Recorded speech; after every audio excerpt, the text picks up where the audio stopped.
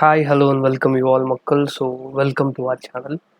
So, idioms and phrases classes 1, class 1 அப்படின்றது day before yesterday Saturday பார்த்தோம், Friday பார்த்தோம்னு நினைக்கிறேன். ஸோ, கிளாஸ் நம்பர் 2 ஆல்டர்னேட் டேஸில் வந்துக்கிட்டே இருக்கும். ஸோ, இதை தொடர்ந்து என்னென்ன கிளாஸ் வரும்னு ஆல்ரெடி சொல்லிட்டோம். ஸோ, ஒரு நாளைக்கு மினிமம் 2 to 3 கிளாஸஸ் வரும். ஸோ, ரெகுலராக டெலிகிராமில் அப்டேட்டடாக இருங்க. அதே போல் யூடியூப்லேயும் நோட்டிஃபிகேஷன் ஆன் பண்ணிக்கோங்க. ஸோ தட் இந்த வீடியோ மிஸ் பண்ணாமல் நீங்கள் பார்த்துட முடியும் எக்ஸாமுக்கு முன்னாடி. ஸோ இன்னும் ஒரு 8 நாள் 9 நாள் தான் இருக்குது. ஒரு வேளை மே 2, 3, 4 இருக்கீங்க அப்படின்னா ஸோ உங்களை ப்ரிப்பரேஷன் லெவலில் இன்னும் ஹை பண்ணிக்கோங்க. நல்லா ப்ரிப்பேர் பண்ணுங்கள், கன்சிஸ்டண்ட்டாக இருங்க, நல்லா ரிவைஸ் பண்ணுங்கள். அதை தான் சொல்லிகிட்டே இருப்பேன். டெய்லி வீடியோஸ்லேயே பாருங்கள், அது மூலமாகவே நம்ம கனெக்டடாக இருக்கலாம். ஓகேவா? தென் இன்னைக்கான லாஸ்ட் கிளாஸ் 20 தான் பார்த்தோன்னு நினைக்கிறேன். இந்த கிளாஸ் 25 பார்த்துடலாம். ஸோ அரௌண்ட் 2 கிளாஸில் 45 முடிச்சிடலாம். Okay, will move to the session. First one, a hornet's nest. a hornet's nest அப்படின்னா என்னென்னா, ரொம்ப கஷ்டமான ஒரு சுச்சுவேஷன் அல்லது ரொம்ப நெருக்கடியான காலகட்டம் அப்படின்னு சொல்லுவோம். ஸோ இன் டேர்ம்ஸ் நம்ம படிச்சுட்டு இருக்கோம், ஃபினான்ஷியல் ஸ்ட்ரகிள் இருக்குல்ல, அது கூட இந்த சுச்சுவேஷனை சொல்லலாம். அல்லது எக்ஸாம் நேரத்தில் மறந்து போகிற ஆப்ஷன், எக்ஸாம் நேரத்தில் கரெக்டாக மார்க் ஃபார் ரிவ்யூ கொடுத்த கொஷினுக்கு என்ன ஆன்சர் போட்டோன்னு தெரியாமல், அல்லது ஆன்சருக்கு வரும்போது ஆன்சர் எண்ணிக்கிட்டு இருப்போம்ல, நம்பர் ஆஃப் கொஷின் எவ்வளோ கரெக்டுன்னு, அப்போ என்னும்போது ஒரு பதட்டம் இருக்கும்ல. இது எல்லாமே என்னதான், ஒரு ட்ரபிள்சம் சுச்சுவேஷன் அல்லது ஒரு அன்பிளசன்ட் சுச்சுவேஷன், ஒரு பிடிக்காத ஒரு நேரம் அல்லது ஒரு கஷ்டமான காலகட்டம் அப்படின்னு நம்ம சொல்லலாம். ஓகேவா? Next one, hot potato. ஒரு சூடான உருளைக்கிழங்கு. அதாவது அப்படியே நம்ம வந்து கூகுள் டிரான்ஸ்லேட் டிஎன்பிசி மாதிரி பண்ணோம் அப்படின்னா, ஒரு சூடான உருளைக்கிழங்கு, அது ஹாட் பொட்டேட்டோ அப்படின்னா ஒரு சுட சுட இருக்கக்கூடிய ஒரு கான்ட்ரவர்ஷியல் இஷ்யூ. இருக்கக்கூடிய கான்ட்ரவர்ஷியல் இஷ்யூ, அதுக்கு பேர் தான் என்னது அப்படின்னா ஹாட் பொட்டேட்டோ அப்படின்னு பேர். ஓகே, இப்போ ஹாட் பொட்டேட்டோனா என்ன அப்படின்னா ஒரு கான்ட்ரவர்ஷியல் இஷ்யூ அப்படின்னு அர்த்தம். Okay, next one, house of cards. House of cards. House of cards அப்படின்னா என்னன்னா ஒரு இன்செக்யூர் ஸ்கீம். ஸ்கீம் இந்த சென்ஸ் ஒரு பிளானாக இருக்கலாம், ஒரு சஜஷனாக இருக்கலாம், எது வேணா இருக்கலாம். ஸ்கீம் இந்த சென்ஸ் ஸ்கீமாக தான் இருக்கணும் அவசியம் இல்லை. ஒரு பாதுகாப்பே இல்லாத ஒரு திட்டம் இருக்குன்னு, பாதுகாப்பு இல்லாத ஒரு திட்டம். ஓகே,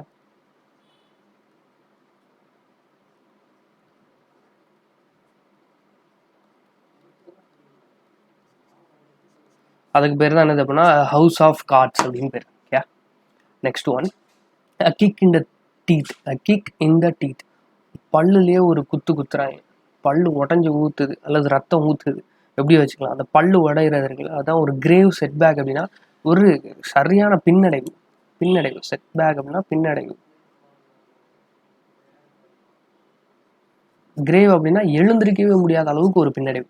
கிரேவ் செட்பேக், சரியான அடி அடிச்சாங்கடா அப்படின்னு சொல்லுவாங்கல்ல. எனக்கு 2 பேருக்குள்ள பிரச்சனை, அவன் போட்டு அடிச்சான் பாரு, அவனால் எந்திரிக்கவே முடியலன்னு சொல்லுவாங்கல்ல. ஸோ அதுக்கு பேர் தான் என்ன அப்படின்னா kick in the teeth. Okay, next one, a லாஃபிங் ஸ்டாக். அ லாஃபிங் ஸ்டாக்னா என்னன்னா ஆப்ஜெக்ட் ஆஃப் லாஃப்டர் அல்லது அன் ஆப்ஜெக்ட் ஆஃப் ரிடிகுலஸ். ஒரு நகைச்சுவையான ஒரு ஆப்ஜெக்ட் இருக்குது அப்படின்னா அதுக்கு பேர் தான் என்னது லாஃபிங் ஸ்டாக். நான் அந்த பொருளை பார்த்தாலே நான் சிரிப்பேன்.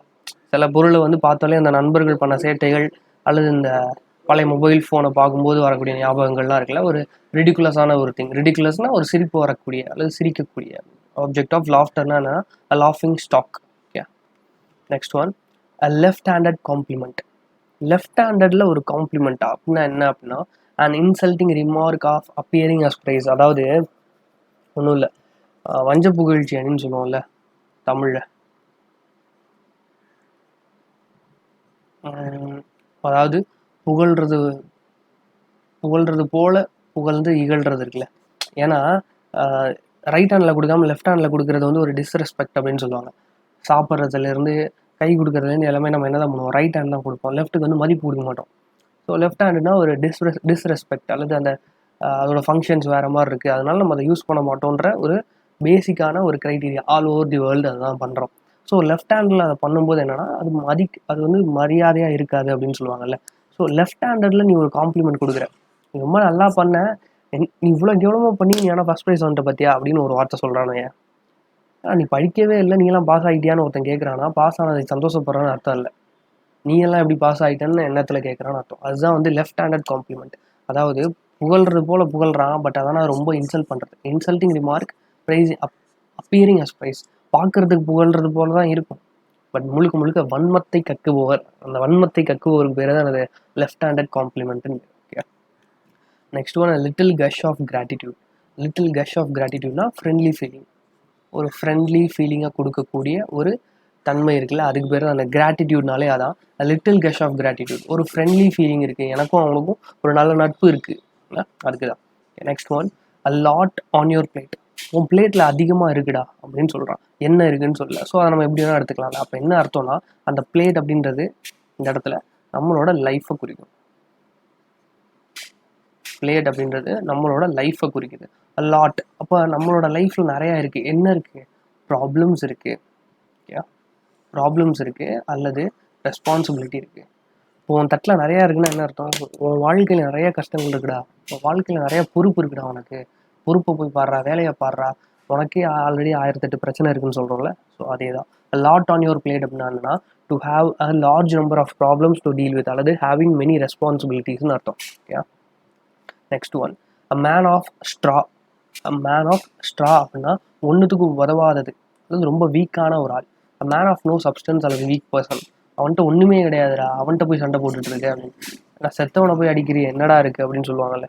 அவனால் திருப்பி அடிக்க முடியாதுன்னு தெரிஞ்சு அடிக்கிறது அல்லது அவனால் திருப்பி வாக்குவாதம் பண்ண முடியாதுன்னு தெரிஞ்சு அவன்கிட்ட ஆர்கியூ பண்ணுறது, அதுக்கு பேர் man of straw. Okay, next one a mare's nest அப்படின்னா ஒரு டிஃபிகல்ட்டான சிச்சுவேஷன்.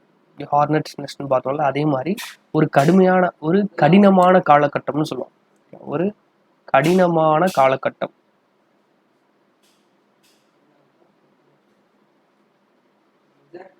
ஒரு கடினமான காலகட்டம், அதுக்கு பேர் தான் இது mare's nest.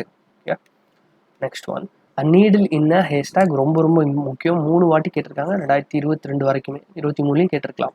Okay, a needle in அ ஹேஷ்டாக்னா நீடில்னா என்ன, சின்னதாக இருக்குது, ஒரு ஹேஷ்டாக்ல இருக்குன்னா something that is very difficult to locate. அதை கண்டுபிடிக்கவே முடியாது. ஒரு ஹேஷ்டாக்ல ஒரு நீடில் இருந்தால் எப்படி இருக்குமோ ஒரு சின்னதாக. இப்போ எக்ஸாம்பிளுக்கு எதாவது எடுத்துக்கலாம். ஒரு தண்ணியில் ஒரு சின்ன ஜேர்ம் இருக்குது, ஜேர்ம்ஸ் இன்செக்ட்ஸ்லாம் இருக்குல்ல, கொசு ஈலாம் கூட வேணாம், அதோட சின்னதாக ஜேர்ம்ஸ் இன்செக்ட்ஸ்லாம் இருக்கும்ல. ஸோ அது மாதிரி தண்ணியில் அதை எப்படி கண்டுபிடிக்கவே முடியாதோ அது போல் something that is very difficult to locate. அதை வந்து கண்டே பிடிக்க முடியாது, தேடி பார்த்தாலும் கண்டுபிடிக்க முடியாது. அந்த மாதிரி. Next a penny of your thoughts அப்படின்னா a way of asking what someone is thinking. A penny of your thoughts, உன் சிந்தனைக்கான தேர்வு அல்லது ஒரு பென்னினா ஒரு காயின் கூட சொல்லிக்கலாம். A way of asking what someone is thinking, ஒருத்தன் எப்படி சிந்திக்கிறான்றத கேட்கக்கூடிய தன்மை, அதுக்கு பேர் தான் என்னது அப்படின்னா penny for your thoughts. Penny for your thoughts, உங்களை சிந்தனைக்கேற்ற ஒரு penny. Next one a piece of cake. இது ஆல்ரெடி நம்ம பார்த்துட்டோம், வேறு வார்த்தையில் பார்த்தோம்னு நினைக்கிறேன் லாஸ்ட் செஷனில். ஒரு ஈஸி டாஸ்க், ஒரு அல்வா மாதிரி அப்படின்னு சொல்லிட்டு. Next one a piece of the pie. Piece of cake நமக்கு தெரியும். A piece of the pie அப்படின்னா a share in a money or business. ஒரு பிஸ்னஸ் ஸ்டார்ட் பண்ணுறோம், 2 பேர் இருக்கும்ல, அது 2 பேருக்கு முன்னாடி ஷேர் இருக்குல்ல, அதுக்கு பேர் தான் பீஸ் ஆஃப் தி பை.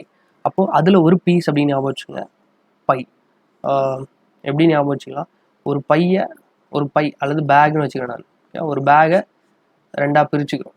2 பேருக்கும் பேக்கில் உள்ள பொருள் வந்து எனக்கும் உண்டு உனக்கும் உண்டு நண்பர்கள் கிட்ட பிடிச்சிக்கிறோம் இல்லையா. அந்த பையில் ஒரு பீஸ் எனக்கு, அந்த பையில் இருக்க சாப்பாட்டில் ஒரு பீஸ் எனக்கு ஒரு பீஸ் உனக்குன்னு பிரிச்சுக்கிறோம். அதே தான் share in money or business. ஒரு பிஸ்னஸோ மணிலையோ பங்கு போடுறது, அந்த பங்கு போடுறதுக்கு பேர் என்னது, piece of the pie. Next one a ray of hope, something that provides a small amount of optimism in a difficult situation. A ray of hope na something that provides a small amount of optimism. இது வந்து நிறைய பேர் சொல்லுவாங்க, தூதுவன் வந்தான் காப்பாற்றினான் அப்படிலாம் சொல்லுவாங்க. இந்த KGF படத்தில் அவன் முன்னாடி மட்டும் போயிடாதீங்க சார். இப்போ இந்த கிரிக்கெட் பார்க்குறோம், ஒரு லீடரை வச்சு விராட் கோலியோ தோனியோ வச்சு போடுறோம்ல, ஒரு நம்பிக்கை. எல்லாரும் அவுட் ஆகிட்டாங்க, ஆனால் ஒரு நம்பிக்கை மட்டும் எங்களுக்கு இருந்தது, அவன் மேலே ஒருத்தன் வந்து நின்னா சார் அப்படின்னு. ஸோ அதே மாதிரி தான் எவ்வளோ கஷ்டமான காலகட்டத்துலையும் எங்களுக்கு ஒரு சின்ன ஒரு நம்பிக்கை இருக்குது. ஆப்டிமிசம்னா ஒரு கான்ஃபிடென்ஸ், ஒரு hope. Something that provides a small amount of hope in a difficult situation. ஒரு கஷ்டமான காலகட்டத்துலையும் ஒரு 6 விக்கெட் வந்துருச்சு, ஆனாலும் தோனி இருக்கும்போது ஒரு நம்பிக்கை இருக்கும்ல. 10 பாலுக்கு 30 ரன் இருக்குது, தோனி தான் இருக்காரு, வேற எல்லாரும் பவுலர் அப்படின்னா பரவாயில்ல தோனி இருக்கிறாரு. இது இந்த சிச்சுவேஷன் பேட் இதுலேயும் என்னது, தோனி பேட்டிங் முடிக்கிறது ஒரு கான்ஃபிடென்ட் தருது, அதுக்கு பேர் தான் ரே ஆஃப் ஹோப் அப்படின்னு.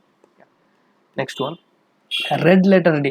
ரெட்னாலே ஒரு மாதிரி டேஞ்சர் தான் குறிக்கும். ஸோ ரெட் லெட்டர் டே அப்படின்னா ஒரு முக்கியமான நாள்னு அர்த்தம். அன் இம்பார்ட்டன்ட் டே, நிறைய மீனிங் இருக்குது பார்த்துக்கோங்க. A day that is pleasantly noteworthy or memorable, happy and significant. ஒருவேளை அது ரொம்ப எப்படி சொல்ல நம்பிக்கைக்குரிய அல்லது ரொம்ப மெமரபிளான ஒரு நினைவாக இருக்கக்கூடிய ஒரு நாள், அல்லது ரொம்ப முக்கியமான நாள், அல்லது ரொம்பவே ஸ்பெஷலான நாள். உங்கள் ஃப்ரெண்டுக்கோ உங்களுக்கு ஒரு பர்த்டே வருது, அது உங்கள் வீட்டில் இருக்கவங்களுக்கு ஒரு பர்த்டே வருது, அதே மாதிரி நீங்கள் உங்களுக்கு ஒரு பிறந்தநாள் வருது. நிறைய ஸ்பெஷல் டே இருக்குல்ல நமக்கு ஒரு வருஷத்தை எடுத்துக்கிட்டோம், அல்லது நாட்டில் ஏதோ ஸ்பெஷல் டே, அன்றைக்கி லீவ் இருக்குது, அன்றைக்கி பசங்களோட சேர்ந்து நம்ம வெளியே போகிறோம், எல்லாமே தான் ஒரு மெமரபிள் டே, ஒரு ஸ்பெஷல் டே தான். அந்த ஸ்பெஷல் டேக்கு பேர் red letter day. Next one, a red rag to a bull, an object or utterance or act which is certain to provoke someone. Red rag to bullனா ஒன்றும் இல்லை, ரொம்ப சிம்பிளாக ஞாபகம் வச்சுங்க, உசுப்பேத்துறது.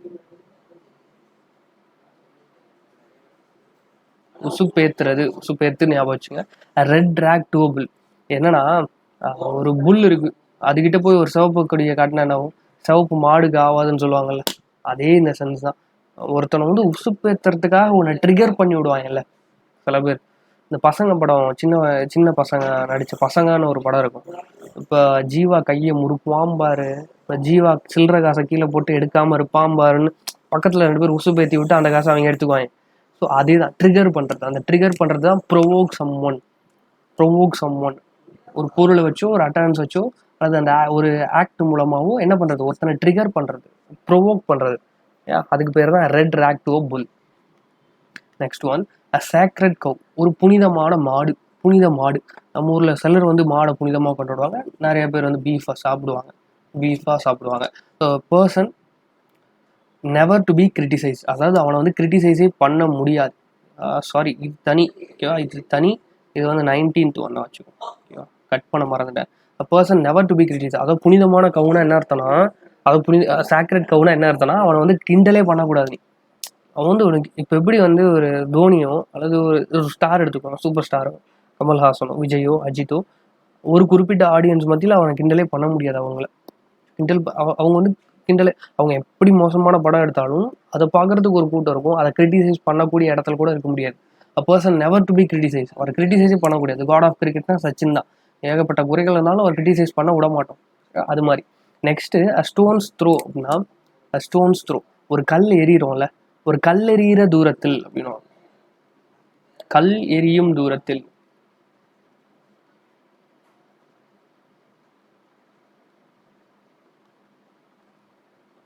அந்த கல் எரியும் தூரத்தில்னா என்னன்னா, அட் அ ஷார்ட் டிஸ்டன்ஸ்னு அர்த்தம். At a short distance. A stones throw அவே அப்படின்னா அட் அ ஷார்ட் டிஸ்டன்ஸ். கல் எறிகிற தூரத்தில் தான் அவன் ஓடிக்கிட்டு இருக்கான்டா அப்படின்னு, கொஞ்சம் தூரத்துலாண்டா இருக்கான் அப்படின்னு அர்த்தம். அதுக்கு பேர் தான் என்னது, அட் அ ஷார்ட் டிஸ்டன்ஸ். இதுதான் அந்த idioms அண்ட் ஃப்ரேஸ் அந்த இது இதற்கான மீனிங். ஓகேவா. நெக்ஸ்ட் ஒன், அ சீ சேஞ்ச், அது கடல் அளவு மாற்றம் அப்படின்னும். கடல் அளவு மாற்றம்,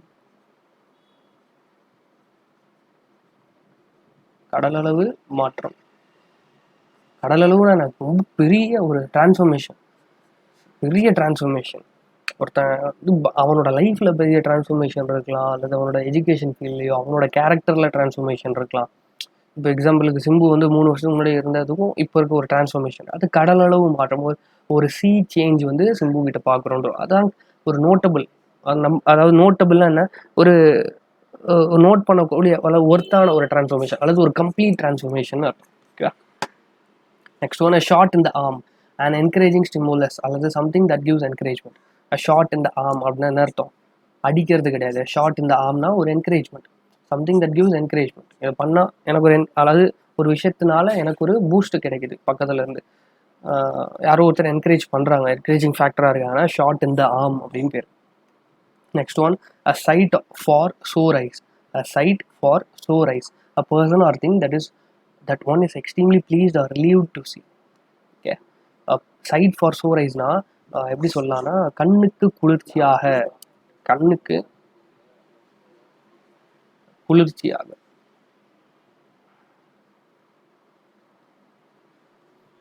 குளிர்ச்சியாக டக்குன்னு ஊட்டி கொடைக்கானல் போகிறீங்க, அல்லது கேரளா பக்கம் போகிறீங்க, காலையில் சன்செட்டுக்கு சன்ரைஸுக்கோ ஈவினிங் சன்செட்டுக்கோ அந்த ஒரு போட்டிங் போயிட்டுருக்கீங்க அப்படின்னா அப்போது ஒரு ஃபீல் இருக்கும்ல, அது ஒரு ஃபீல்.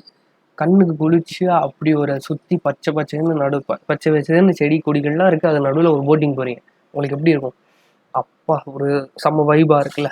ஸோ அதுக்கு பேர் தான் கண்ணுக்கு குளிர்ச்சி. அந்த சைட் ஃபார் சோர் ஐஸ், அந்த கண்ணுக்கான ஒரு சைட், ஒரு ரொம்ப ஆசைப்பட்டு எக்ஸ்ட்ரீம்லி ப்ளீஸாக அதை பார்க்குறது. Person or thing, that is one is extremely pleased or relieved to see, ரொம்ப சாட்டிஸ்ஃபை ஆகிறான். Okay, next snake in the grass. அதாவது ஒரு புல் இருக்குன்னு வைங்களேன், ஃபுல்லாக இருக்குது, புல்லில் பச்சை கலர் தானே புல் இருக்கும். ஸோ அதில் பாம்பு இருக்குன்னு வைங்க, பாம்பும் அதே கலரில் தான் இருக்குது. தெரியுமா? நம்ம கண்ணுக்கு தெரியவே தெரியாது. முக்கால்வாசி நேரம் காட்டு பகுதியில் செடி கொடிகளில் சூழ்ந்து இருக்கனால நம்ம என்ன, அந்த பாம்பை டக்குன்னு கண்டுபிடிக்கவே முடியாது. அந்த இலையோட கலரில் கோல்டு கலரில் இருக்கலாம், அல்லது மஞ்சள் கலரில், அந்த கலரில் தான் பாம்பு வரும். அதனால் நமக்கு தெரியவே தெரியாதுல்ல. அதே மாதிரி தான் ஒரு அந்த கூட்டத்துக்குள்ளேயே தான் ஒரு ஆடு இருக்கும். எந்திரன் படத்தில் எப்படி பல ரஜினி ரோபோ இருக்கும்போது ஒரு நல்ல ரோபோ அதுக்குள்ளே இருக்கும்ல, அதே தான் இங்கேயும். ட்ரெக்கியஸ் பர்சன், அதாவது நிறைய நல்லதுக்கு மத்தியில் ஒரு கெட்டது இருப்பான். And unreliable and deceitful person, அதாவது நம்ம கூட இருக்க குரூப்பில் நம்ம எல்லாம் நல்லா நினச்சிட்டு இருப்போம், அதில் ஒரு சீக்ரெட் எனிமியே இருப்பான். எப்படி சொல்லலாம்னா, ஒரு பிளாக் கேட்டா ஒரு பிளாக் ஷீப், ஓகே, கருப்பு ஆடு. அந்த கருப்பு ஆடு தான் என்னன்னு சொல்லுவோம், ஸ்னேக் இந்த கிராஸ். ஸ்னேக் இந்த கிராஸ் பார்த்தோன்னே போட்டுடலாம், ஏன் புல்லில் இருக்கக்கூடிய ஒரு பாம்பு போல. Okay, next one, stiff necked person அப்படின்னா ஆப்ஸ்டினேட் பர்சன். அண்ட் ஆப்ஸ்டினேட்னா என்னது? ஆப்ஸ்டினேட் அப்படின்னா பிடிவாதமான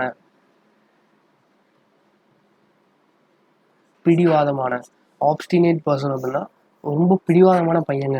எது கேட்டாலும் அடம் பிடிச்சி அதை வாங்கிடுவான். அப்படின்னால அவன் தான் ஸ்டிஃப் அப்படின்னாலே இறுக்கமான ஸ்டிஃப் நெக்டு பர்சன். ரொம்ப விடாப்பிடி, அதை பிடிச்சிக்கிட்டே இருப்பாங்க. எதுனாலும் பிடிவாதமாக பிடிச்சி அதை வாங்கணுன்னே இருப்பான் அந்த பையன் அப்படின்னு. அதுக்கு பேர் stiff necked person. Next one, square deal. இது ரீசெண்டாக கேட்ட CHSL கேட்ட கொஷின், ரொம்ப பேசிக்கான கொஷின். ஸ்கொயர் டீல்னா என்ன?